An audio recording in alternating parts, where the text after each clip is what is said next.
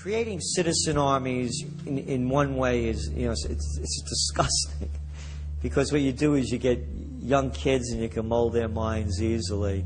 And we saw them chanting and crying, and they'll follow any leader, whether it's in a black shirt, a brown shirt, a red shirt, whatever the shirt might be. Another branch of Homeland Security, the Corporation for National and Community Service, is setting up literally hundreds of other private uniformed youth groups.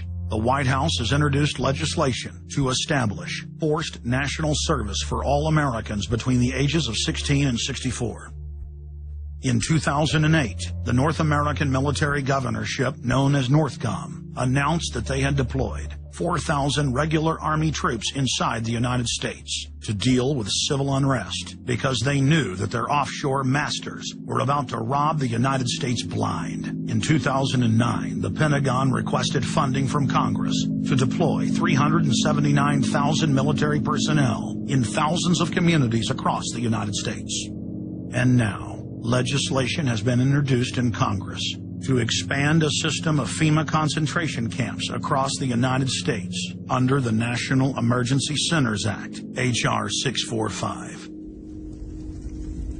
The Republic is hanging by a thread. The last vestiges of our free system of government are being swept away.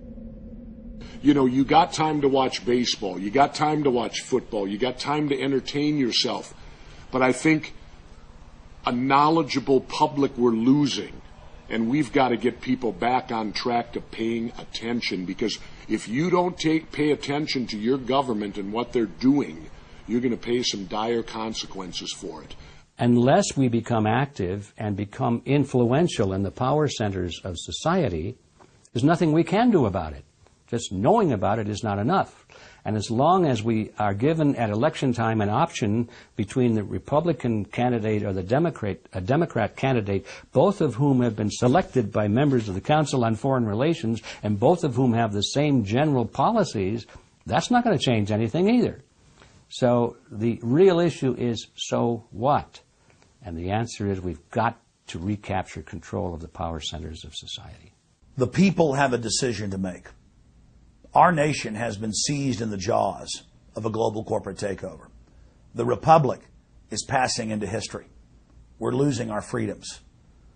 And it's up to every man, woman, and child in the United States to decide whether we're going to be fooled by the slick propaganda of the social engineers or whether we're going to restore the Republic.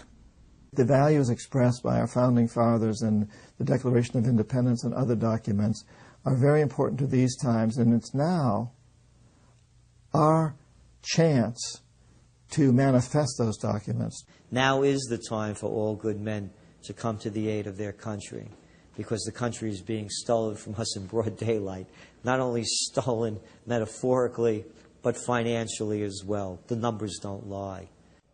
The American people, having been educated as to the truth, then have to rise up and demand and get a government that starts serving them.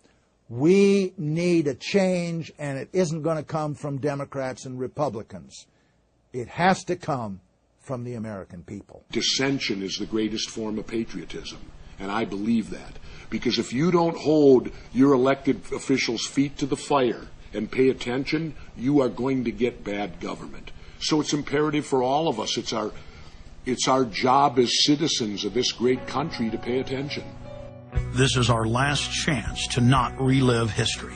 Hundreds of nations have fallen to tyranny in the last century alone. America is a prize coveted by the despotic megacorporations that now dominate our planet. If their world government is truly to rise, freedom and the republic for which it stands must fall. Now is the time for all good men and women to come to the aid of their country. One of the greatest events in history is taking place before our very eyes. For many generations into the future, our progeny will look back on this time as either a place where humanity rose to the challenge and made a stand against the forces of darkness, or as a time when the planet fell into the grip of a merciless high-tech tyranny.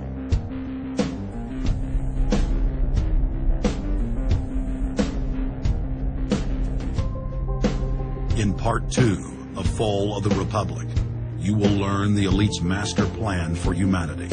But more importantly, you will learn how to stop that plan, reverse the criminal tide, and reignite the flame of liberty on the long march to man's ultimate destiny.